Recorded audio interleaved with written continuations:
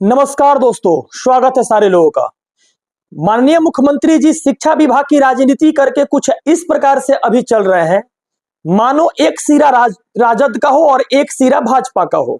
इन दोनों सिरा के बीच में बिहार शिक्षा व्यवस्था एक ऐसी स्थिति बन चुकी है, एक तरफ घोटाला किया जा रहा है, दूसरे तरफ शिक्षकों को निकाला जा रहा है और तीसरे तरफ उनके ऊपर राजनीति हो रही कि आपको रोजगार दिया जाएगा।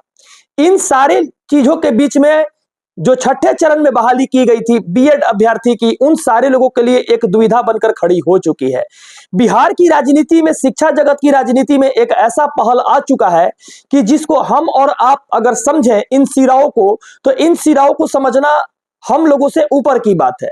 लेकिन इस लोकतंत्र के अंदर जिसके सहारे मुख्यमंत्री जी राजनीति करते हैं, जिन अधिकारियों के सहारे राजनीति करते हैं, उन अधिकारियों के द्वारा ही कुछ ऐसा लेटर निकाला गया है। ये लेटर केवल एक विभाग में ही नहीं बल्कि शिक्षा विभाग के अनेक पहलू में गई है। इस पहलू को देखते हुए बहुत सारी जो विकट परिस्थिति है छठे चरण के लिए आ गई है, टीआरई 1 के लिए आ गई है और टीआरई 2 के लिए आ गई है।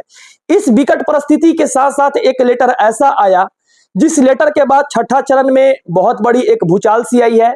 ठीक वही काम हो रही है जो टीआरई 1 में बीएड के साथ हुआ था। टीआरई 1 में आप देखे होंगे कि बीएड को बचाने के लिए लास्ट में गई थी सरकार सुप्रीम कोर्ट और केस हारी थी और बीएड को अंततः निकाल दिया था। लेकिन सरकार ने इस बातों से हाथ धो लिया, मानो उन युवाओं से हाथ धो लिया जो युवा को उसने बाद में कही कि मैंने बचाने का कोशिश किया, लेकिन माननीय सर्वोच्च न्यायालय के द्वारा जो फैसला है उस फैसला के ऊपर एक मानक दंडरूप को अपनाना पड़ा, उस दंडरूप को अपनाकर लोगों को बाहर करना पड़ा। एक तरफ वो जो नोटिफिकेशन थी, उस नोटिफिकेशन में 1 to 5 की चर्चा की गई थी और केवल डीएलएड विद्यार्थियों को बहाल कराया गया था। इस सिरा को समझिए, इस लोकतंत्र के अंदर जो राजनीति हो रही है उस राजनीति को समझिए। ठीक उसी तरह से छठा चरण की बीएड अभ्यर्थी हैं, लगभग 22,000 कैंडिडेट ये हैं। एनआईवीएस कैंडिडेट है तो एनआईवीएस के पास तो कोई सर्टिफिकेट ही नहीं है। बीएड अभ्यर्थियों के लिए क्या डाटा निकल के सामने आया है इसको मैं बता रहा हूं। शिक्षा विभाग ने यह डाटा मांगी है और कही है कि अगर कोई ब्रिज कोर्स कर लिया है तो उसकी डाटा उपलब्ध कराया जाए। बीते 6 महीनों में एनसीटी के गाइडलाइन के अनुसार कोई ब्रिज कोर्स का कोई अभी संसाधन नहीं है बिहार के अंदर, ना कोई ऐसा टूल्स आया है जिस टूल्स को अपनाकर ब्रिज कोर्स किया जा सके। लेकिन शिक्षा मंत्री के साथ साथ अपर मुख्य सचिव माननीय एस सिद्धार्थ महोदय सर, अभी तक ऐसा कोई टूल्स नहीं आया था जिसको माना जाए कि शिक्षा विभाग के द्वारा इस केस को लिया गया है और छत्तीसगढ़ के साथ जाकर सुप्रीम कोर्ट में इस केस को टैग कर दिया गया है। यानी छठा चरण बीएड को नो इक्विटी क्लेम करने के बाद, सब्जेक्ट टू फाइनल आउटकम्स करने के बाद, इसने यह बात को पेपर में दर्शाने की कोशिश की गई है कि नियमावली के अनुरूप यह बहाली की गई थी। जैसे गेस्ट टीचर का क्या हाल हुआ, उसी समय गेस्ट टीचर बहाल हुए, आज उनको बाहर कर दिया गया। यह बात अलग है कि उनको बाहर कर दिया गया। यह बात अलग है कि छठा चरण में जो एनआईवीएस कैंडिडेट बहाल हुए थे, जो सुप्रीम कोर्ट के जजमेंट बाद में ऑडिक्ट आई, इसके बाद अभी तक शिक्षा विभाग लागू नहीं किया, जबकि उसमें कहा गया था कि this is only for not capable for the fresh candidate. वो only for the government job teacher जो थे उनके लिए वो चीज था, ना कि उनके लिए था जो फ्रेश कैंडिडेट है। लेकिन अभी भी लगभग 35,000 की संख्या में छठा चरण में ये लोग बहाल है। ये लोग बहाल लगभग 22,000 से 25,000 की संख्या में टीआरई 1 में बहाल है। ये दोनों की संख्या अगर मिला दिया जाए तो 35,000 प्लस 25,000 कर दीजिएगा तो आपको यह विषय वस्तु समझ में आ जाएगी। लगभग 60 या 61,000 एनआईवीएस कैंडिडेट ऐसे हैं जो बहाल हुए हैं शिक्षक के रूप में, जो कि फ्रेश कैंडिडेट है। इन दोनों के लिए जो सरकार एक गड्ढा खोदी हुई है, खोदने का मतलब यह हुआ कि अचानक से एक लेटर आने वाला समय में आएगा कि इनको निकाला गया। बीते दिन मैंने बीएड की बातों को मैंने बताया, बीते दिन मैंने एनआईवीएस की चर्चा किया। एनआईवीएस के समय आप लोगों ने, बहुत सारे लोगों ने कहा कि एनआईवीएस को कुछ नहीं होगा। आखिर आपने अभी तक बोला, इतना सारा भाषण दिया, इतना सारा वीडियो बनाया, क्या क्या हुआ? मैं उसका जवाब देने आया हूं, आपके सामने कहने आया हूं। मैं आज से 4 महीना पहले से यह बात बोल रहा हूं कि बीएड छठा चरण में नहीं है, नहीं है, नहीं है। अंततः यह छत्तीसगढ़ के साथ डिस्पोज हो जाएगा केस और आपको निकाला जाएगा। आप इस चीज को देख लेना। छत्तीसगढ़ का केस क्यों डिस्पोज हो जाएगा? क्योंकि 11/8/2023 का जो जजमेंट आया था उसके बाद इस बहाली को कराया गया था और यह बहाली भी सब्जेक्ट टू फाइनल आउटकम्स है। इसमें बीएड ऑलरेडी जाएंगे, केस डिस्पोज होगा और इसके साथ साथ ये भी लोग चले जाएंगे। और छत्तीसगढ़ की जो बहाली हुई थी, उस छत्तीसगढ़ की बहाली में आप लोगों ने देखा होगा कि उस बहाली के अंदर जितने सारे लोग हैं जो बहाल हुए हैं वो 2023 के जजमेंट के बाद बहाल हुए हैं। लेकिन ये लोग जो बहाल हुए थे छठे चरण की, इनकी नियमावली बिल्कुल अलग है। उस केस में टैग कराया गया है, उस केस में आईए लगवाया गया है, लेकिन उस केस के अंदर अभी क्या एक सिनेरियो क्रिएट होता है, इस सिनेरियो को भी देख लिया जाए। और छठे चरण में जो लोग बीएड कैंडिडेट है उनको भी देख लिया जाए। कुछ लोगों का कहना था कि आप सर बोलते हैं, आपकी बात बिल्कुल सत्य नहीं होती है। मैंने कहा कि एनआईएस कैंडिडेट बाहर हो जाएंगे, बाहर हुए ना।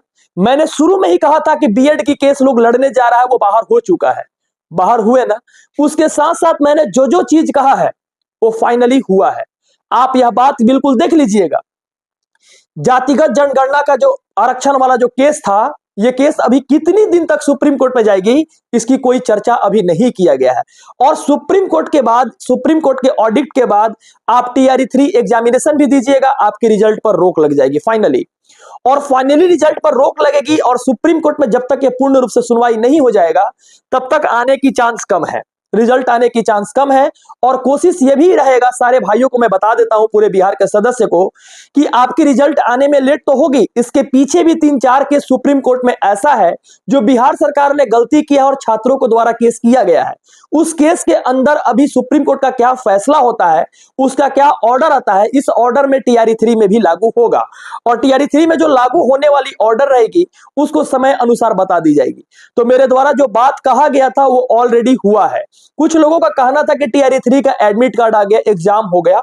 अरे भैया, एग्जाम बीएड वाला भी टीआरई 1 में दिए थे, लेकिन उनका रिजल्ट तो नहीं हुआ ना। अभी क्या क्या होने वाला है इस चीज को आप और हम तो देख रहे हैं। लेकिन अब जो देखिए कोर्ट केस का जो चर्चा हो रही है, कोर्ट केस का जो ऑडिट की चर्चा हो रही है, इस ऑडिट के अंदर छात्रों के द्वारा ही केस किया गया है। इस केस के ऊपर क्या क्या फैसला आ रही है, इस फैसला को पूर्ण रूप से देखा जाएगा, इस फैसला को पूर्ण रूप से अमल भी किया जाएगा।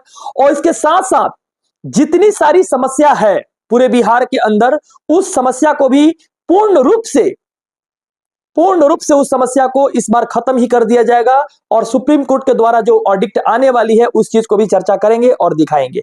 लेकिन आप लोगों के द्वारा लगातार कमेंट किया जा रहा है कि अभी तक क्या होगा सर, अब क्या होने वाला है।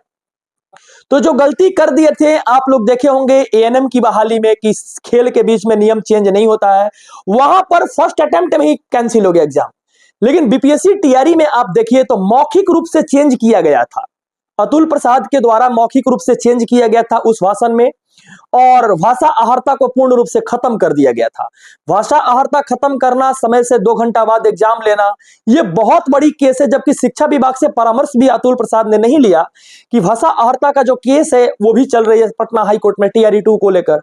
तो अभी तक मतलब देश की आजादी के बाद अभी तक संविधान में ऐसा कोई रूल्स नहीं है कि कोई भी आईएएस अफसर अपने जुबान से ही केवल चेंज कर दे किसी लेटर को, ना शिक्षा विभाग से राय ले और ना ही किसी अन्य लोगों से राय ले जिसके माध्यम से इसको चेंज करना चाहिए। लेकिन अचानक से कांड हुआ है।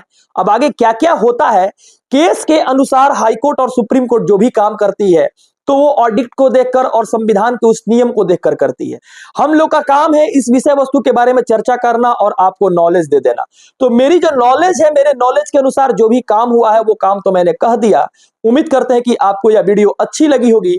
लेकिन टीआरई 3 का रिजल्ट नहीं आने वाला है, इसलिए नहीं आने वाला है, एक तो 2-3 केस और सुप्रीम कोर्ट में लगे हुए हैं, और दूसरी चीज जातिगत जनगणना का जब तक इसका पूर्ण रूप से फैसला नहीं आ जाएगा आपके रिजल्ट सरकार नहीं देगी।